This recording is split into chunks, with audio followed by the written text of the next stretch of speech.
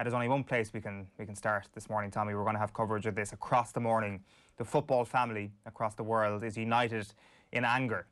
The European Breakaway League, which has been officially called the Super League by those super clubs involved in it. They came out last night after 11 o'clock Irish time to release a statement. Conveniently enough, after 11 o'clock Irish time, I would say. It's not really carried in any of the papers as a result. Way too late for a lot of the continental newspapers this morning as well. All the big hitters of European football came together in the statement. Your Agnellis, your Perez's, your Glazers, all of them came together. Andrea Agnelli spoke about 12 founder clubs representing billions of fans across the globe. You had Joel Glazer saying that they will have increased financial support for the football pyramid, and Florentino Perez says we will help football at every level. The Super League is here, Tommy, and it looks like there's going to be one hell of a legal battle. There's going to be one hell of a battle for the souls of football fans all around the continent, because this thing is causing massive ructions. Yeah, there's going to be war in football, and like, look, we're probably lucky that there's no Super 8s this year, and now, out of nowhere, they've found a way to replace it. The European Super League. Like, there's been talk about this for so long that, like, it never actually seemed it would ever become a reality. And even yesterday evening, when you were watching Sky Sports and there was that, pretty poor first half between Manchester United and Burnley, it was hard to keep your eye on the football. You were looking at seeing what people were saying. And I was thinking, oh, look, this is probably just a power move ahead of the Champions League reformat that's happening today. But, like, what happened last night, you're starting to think, right, is this really going to happen in the next, 18 months, 2 years? One thing that I found interesting yesterday, yes, you've got Joe Glazer and you've got Agnelli quoted in the statement last night from the Super League clubs. You've also got Florentino Perez, who by all accounts seem to have been leading it. But there's no word from John Henry in Liverpool.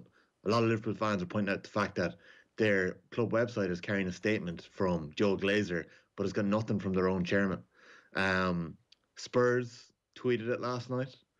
They got a bit of a stick for putting out on Twitter. Spurs have had a couple of gaffes on Twitter the last couple of days. Arsenal, who drew 1-1 with Fulham yesterday afternoon, tweeted, yes, we are one of the founding members of the European Super League. But there hasn't been a single tweet from the Manchester United Twitter account. Why is that?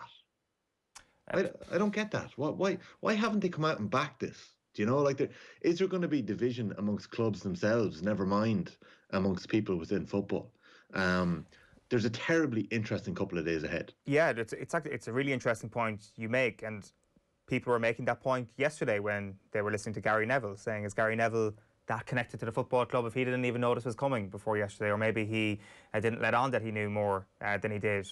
Whatever the case may be, there's going to be a lot of curious interpolitical things. You look at the Agnelli situation, for example. He's had one hell of a 24 hours. So he has resigned as president of the ECA, and he's also walked away from a seat on the UEFA Executive Committee. He was supposed to show up to the UEFA Executive Committee meeting this morning to pitch the new Champions League format, which was supposed to be his thing. What the hell was that all about? And then Juventus have also left the ECA. The ECA is a complete joke of an organisation as far as they're concerned, but that suits the Super League as well. A lot of this is pulling away at the fabric of very important things that are to do with European club football. But the Super League wants to dismantle European club football and come along with its new model. So these are all little fascinating elements to it. We should actually listen to what Gary Neville had to say yesterday, because what he had to say was explosive. It was brilliant stuff, no matter what sort of hypocrisy you want to point to in this. It was really strong stuff from Neville on Sky Sports yesterday. Have a listen to this. Well, you know what the motivation is, it's greed. Dave, my reaction earlier on wasn't an emotional reaction. Deduct them all points tomorrow, put them at the bottom of the league and take the money off them.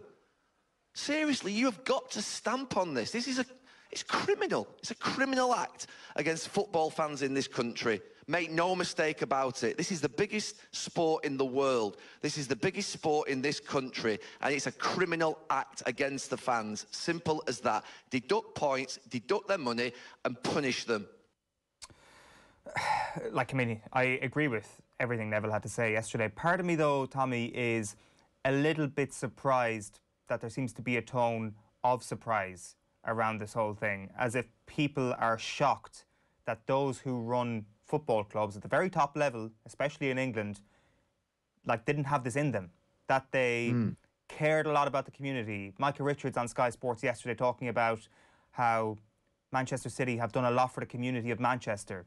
Does he really think that all the investment that the City Group have ploughed into the city of Manchester wasn't for their own good, wasn't to keep the people of Manchester sweet, wasn't to keep them on side, so that maybe one day if something like this came along, they would have all the power and they would have all the capital of the supporters to actually go out and do something like this. I'm surprised that people are surprised. I'm surprised that people are surprised that the Glazers would do something like this, that Stan Kroenke would do something like this, that Henry and FSG would do something like this, because they didn't get involved in football for the sake of community spirit, for the sake of Manchester United playing Burnley. They got involved in football for money, and as it stands, they just are not making enough money at the moment.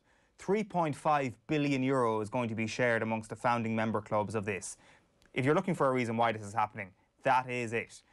A fantastic account to follow whenever these stories come up is Swiss Ramble, and he made the valid point yesterday that the 12 founder members, they lost a combined £1.2 billion in the 2019-20 season before player sales. That was a season where only 3 months were impacted by COVID, so the majority of it was a normal season. They still lost a combined £1.2 billion, and those figures don't even include Liverpool. So that's 11 out of the 12 clubs. That is why this is happening. They feel that they're not making enough money, and 3.5 billion euro to be shared between the 12 of them should probably put that right. And that is why this is going to be a very hard thing to stop. What will happen now is that they are going to try and brighten this scenario by saying that they will support the football family, and there will be annual solidarity payments of 434 million euro per year to the European football pyramid. Think of the tons and tons of clubs that 434 million euro will go to, compared to the 3.5 billion euro that will be shared between the 12 clubs. Gary Neville is bang on, regardless of if you call him a hypocrite or not with Salford and all that sort of thing. He's bang on. This is all about greed. Listen, but like in a capitalist world, when has enough money ever been enough? It's about power, it's about money, and I completely get what you're saying. Like, how can anyone be surprised this is happening? I'd say, in one sense, this came out of the absolute blue in a lot of ways. Sure, there's been rumours about it, but this is like, there was a brilliant line written yesterday how they just this has been planted for a long time, and they just picked a moment to come out yesterday afternoon.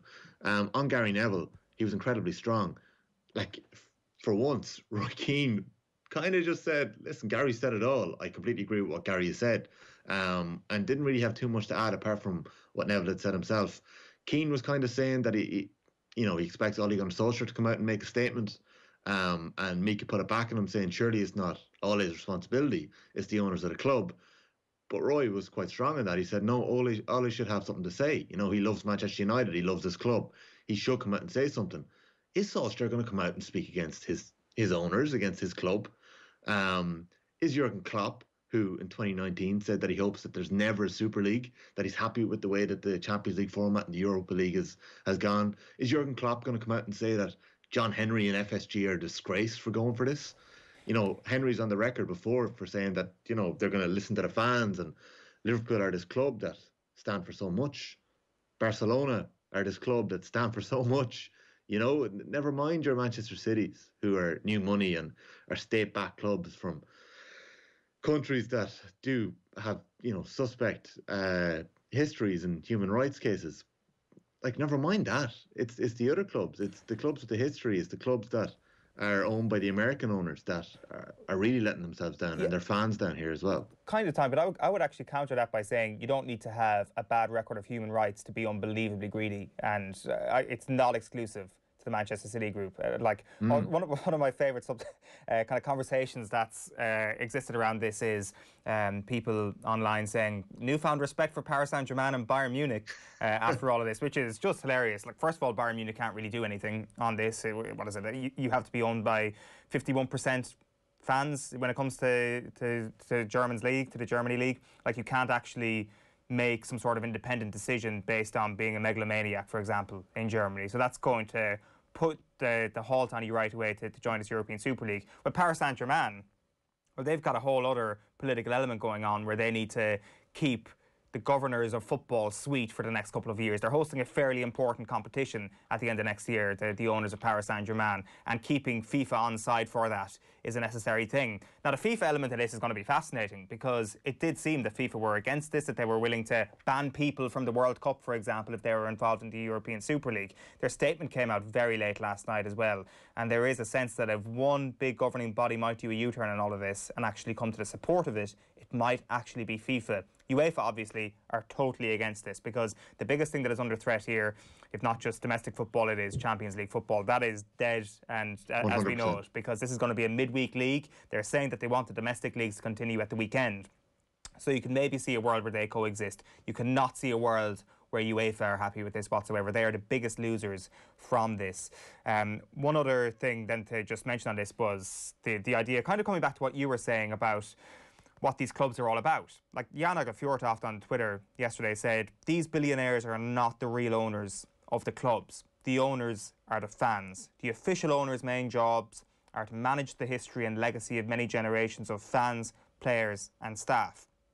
I really want to agree with what Fjortoft is saying there, but it's a fanciful notion to say that the owners are the fans when it comes to British football and when it comes to Spanish and Italian football. They are not the fans, or they're not the owners. The billionaires are the owners. That is not a nice situation to be in. I wish it wasn't the case, but I do feel that there is a lack of reality going on when people are analysing the situation, as if people think that fans actually matter. We've just had, 9 months, Tommy, of football without fans? And like television money might dip next season, but it's not going to be dramatically different. Football has proven that it can exist completely independent of fans. There will be widespread protest of this, and it should change something. But we've just seen cavernous, empty stadiums host some brilliant games over the past couple of months. Football has disassociated itself with its heart and soul a long time ago, and it has disassociated itself from its own fans pretty well over the last 9 months. So if you think that it will suddenly find its soul over the next little while, I just think that's quite a fanciful notion. Just quickly, and I know you got David Myler coming up very quickly, are the Super League clubs bridging or banking on the fact that they've obviously developed their brand so much in countries like Asia and China and even America, all around the world? You know, Manchester United have fans in every single country in the world, and they always speak about their worldwide brand awareness. Are they banking on the fact that they'll have a generation of football fans who've grown up watching footballers on YouTube or watching clips on Twitter or playing FIFA Ultimate Team? Like, is that what they're hoping here? That the fans, you know, sure enough, the ones who live in England or who have supported their clubs for years aren't going to be happy with it. But are the new generation of football fans going to be like, wow, this is amazing. Give me some of this. I want to see, you know, Mbappe versus Haaland every second week on a Wednesday night, and then at the weekends, whatever happens, I don't know. The other quick thing is, would the Premier League end up being more competitive? Would it end up being better if, you know, these clubs were to break away? Like, if these players are going to be banned from playing international football, there's so, look, you've David Myler coming up, you've Tariq Panja coming up. There's so much you get into here.